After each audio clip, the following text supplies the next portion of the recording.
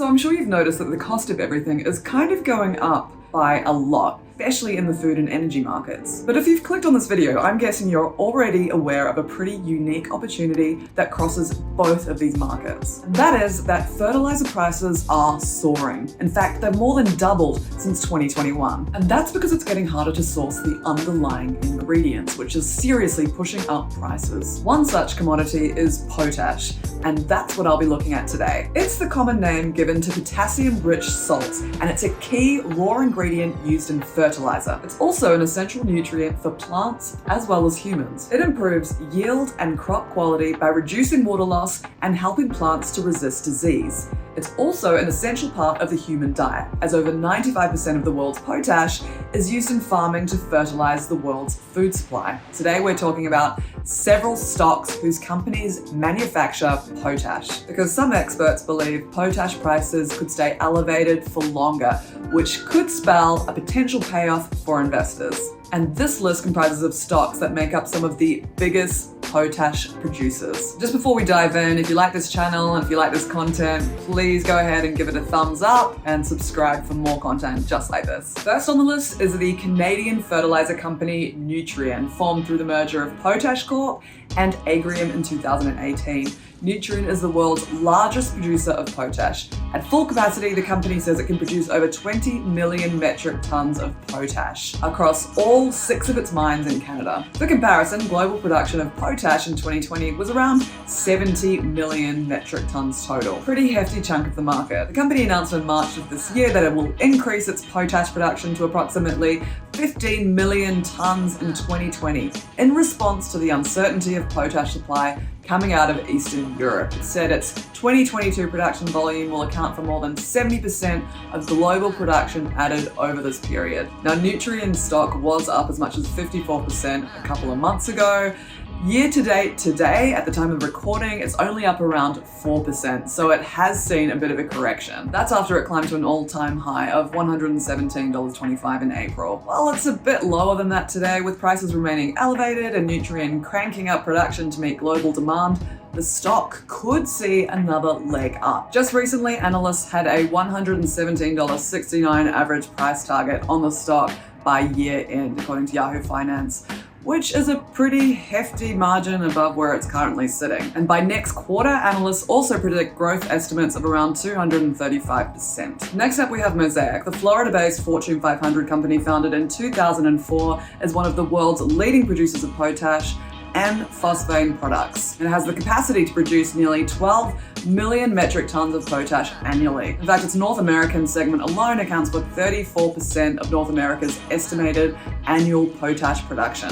Mosaic said in May, when it released its first quarter financials, that it was scaling up annual potash production to mitigate some of the impact of reduced global supply. And the company is targeting potash sale volumes of 2.4 to 2.6 million metric tons in the second quarter of 2022, up from 1.8 million in the first quarter. And this could equate to around 1.5 billion in potash sales for the second quarter, compared to the 663 million in potash sales Mosaic generated in the same quarter last year. Mosaic stock is up over 12% so far this year, although it has retreated from its high of a couple of months ago. While its stock price is currently sitting at around $45, analysts have predicted a stock price of around $71 by the end of the year, which would spell a significant upside from its current price. Next up is the Colorado-based fertilizer manufacturer Intrepid Potash. It was founded in 2000, and so far it is the only producer of potassium chloride in the United States. It supplies approximately 3.5% of the country's annual MOP consumption. It also operates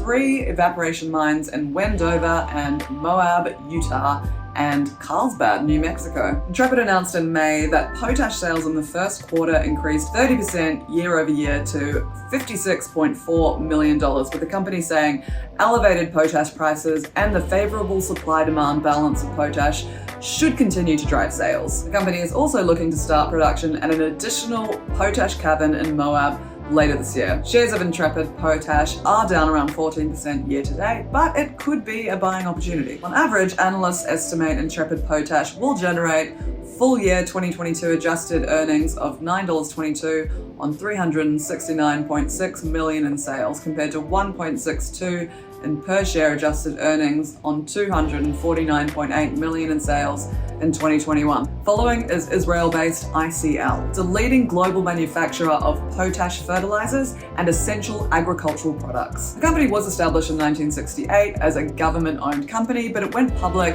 in 1992 and it has stayed publicly traded ever since. ICL is one of the world's top potash producers, selling over 4.5 million tons per year. ICL's potash production was down slightly in the first quarter of 2022 compared to the same period last year, but soaring potash prices and shortened supply more than made up for it, and ultimately resulting in a 128% year-on-year increase in sales. In fact, ICL's potash sales topped more than $795 million in the first 3 months of the year. That compares to $349 million in the last year's first quarter. The company said during an earnings call with investors in May that potash prices will be even stronger in the second quarter, possibly around $800 per metric ton. And last on the list, we have US-based Compass Mineral International. Compass is a leading producer of essential minerals, which includes salt, sulfate of potash, magnesium chloride, and specialty fertilizers in general. The company operates 12 production facilities throughout the UK, North America, and according to its website,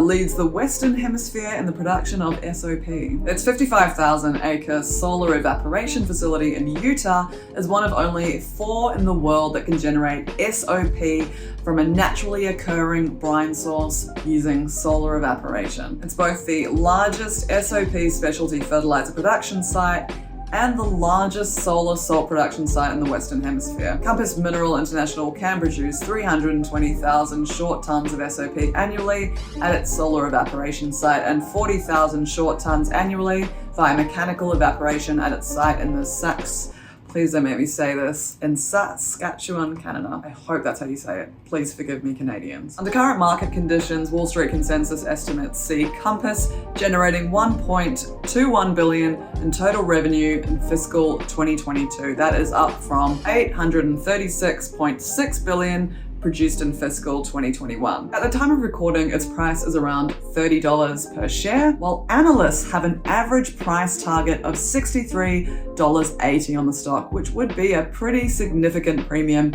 over its current price. So those are the stock picks today. Now I thought I'd talk a little bit about why this is happening, why potash prices are rising, why this is affecting the energy and food markets. Long story short, this all ties into the conflict that we're seeing in Ukraine, particularly the sanctions that have been placed on Belarus and Russia, which combined account for nearly 40% of global potash production in 2021. Potash prices today are sitting at around $562, which is more than double what they were at the start of the year. This is creating all sorts of havoc across the food and energy market. Farmers rely heavily on fertilizers to create healthy crops, and so of course this is also helping to drive up food prices. That being said, disruptions like this can also create opportunities in the market. If demand for potash remains strong and global supply remains restricted, those key players in the industry could benefit nicely and shareholders could too. In any case, I'd love to hear from you. What are your views on the potash industry and the fertilizer industry in general? How do you think the next 12 months will play out? Prices have fallen